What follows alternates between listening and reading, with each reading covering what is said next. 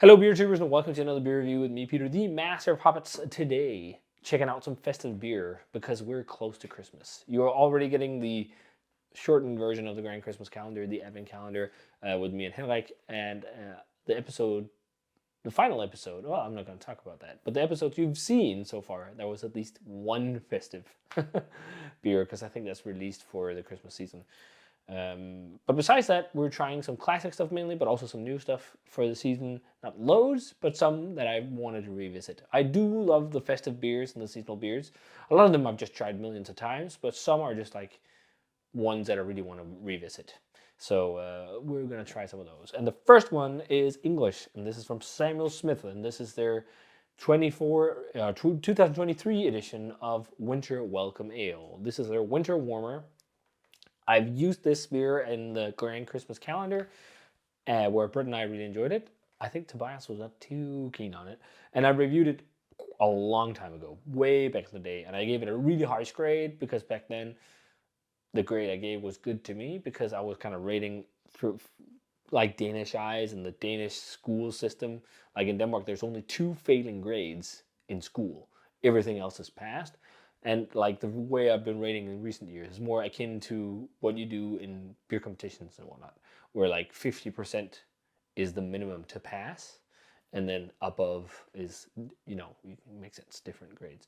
So it's interesting. That's a whole, you could do a whole video about that and grading.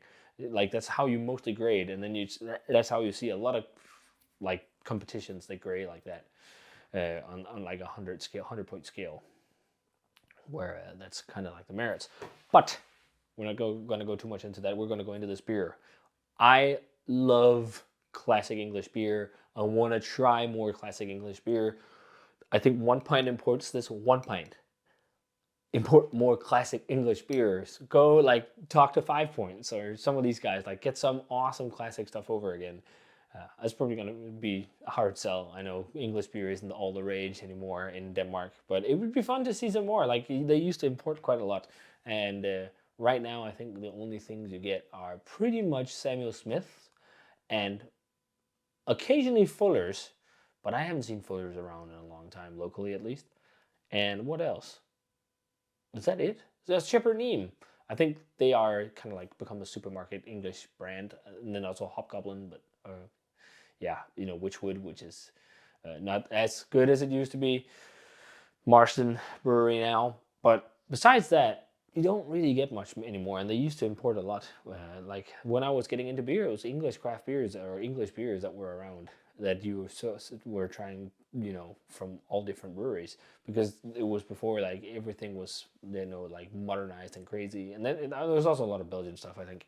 But the big thing for me and what got me into beer was English beers. So that's why I wanted to revisit this one. I really like it usually. So let's see how this vintage is. It's 6%. It's what they call a winter warmer, this darker, stronger English ale made for the winter season.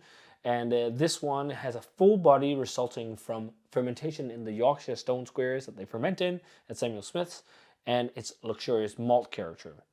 And then to balance all that, they've used whole, dried, Fuggle, and Goldings hops, which I think they do every year. So let's see how this vintage is. So pours a beautiful, crystal clear, copper color. It looks like a stronger British ale in the glass. Almost looks like a Bock as well, actually. And then like slightly beige looking head. Let's check out the aroma on Winter Welcome Ale from this year. That is so freaking nostalgic. And I can, smelling this, I can totally see as a modern beer drinker who was introduced to craft as it is right now, will be like, because it's just like, it smells like granddad beer. It really does, but it smells so good. Apricots galore, sultanas, lots of fruit. The slightest hint of diacetyl. Well, actually a decent amount.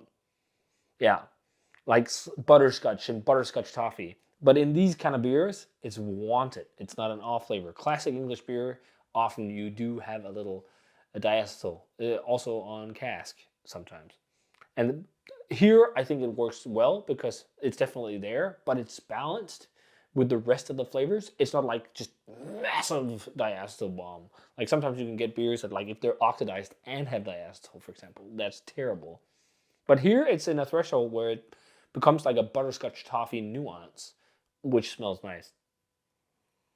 But big stewed kind of apricots, fruitcake, something like that as well. Lots of stewed fruitiness. There is even like orange and orange marmalade. Like this is so interesting to smell as well because you can see like that sweet yeast profile, sweet fruity yeast profile in like modern beer. That's your hazies.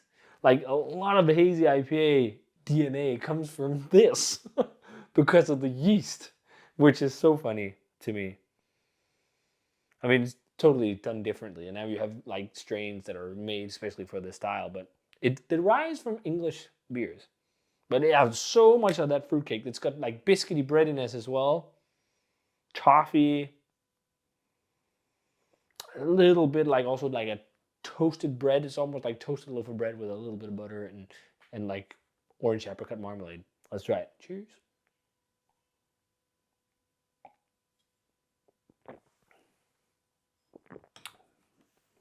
Really, really, really old school and hearty, but so bright and alive and refreshing too. This is such old school beer. It almost drinks like an English equivalent to Bock beer.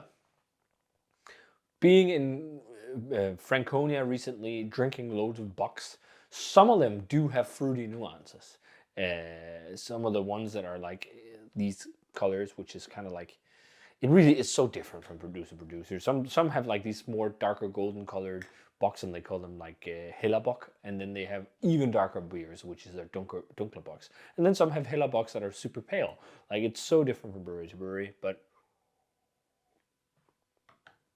it's almost it doesn't taste exactly the same, but there's a little bit like of a connotation to it with the fruitiness and the maltiness and the strength.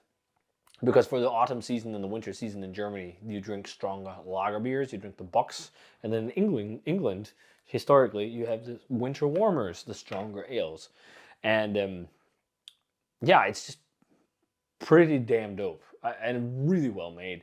It tastes exactly what you'd expect from this style, and I can totally see why some of you might find this boring.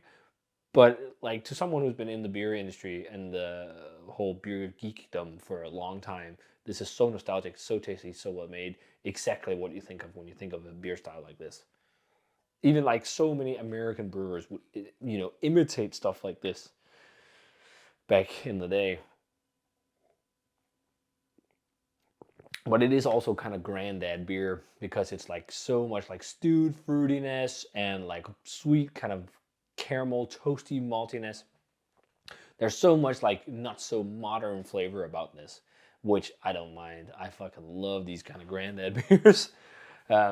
I think this is a really good vintage. Lots of apricot. It's like the most dominant fruit flavors like apricot preserves and like orange marmalade. And then you have actually also a decent bitterness to it. I wonder how bitter it is, but it's got like a peppery, nettly, kind of spicy bitterness to it as well, from those classic hops. And it's surprisingly hoppy as well for what it is. It's almost like, is it a little bit similar to an ESB? I think it's more robust in its malt character than an ESB.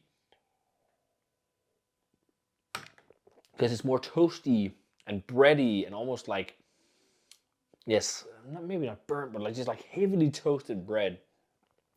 And nutty as well, lightly nutty, like a walnut or something like that. I think the diacetyl butterscotch, there's a little bit of a sweet butterscotch toffee, but it's very light on the flavor. I think it's more on the aroma. And as it sits in the glass, it kind of just dissipates. Really good vintage.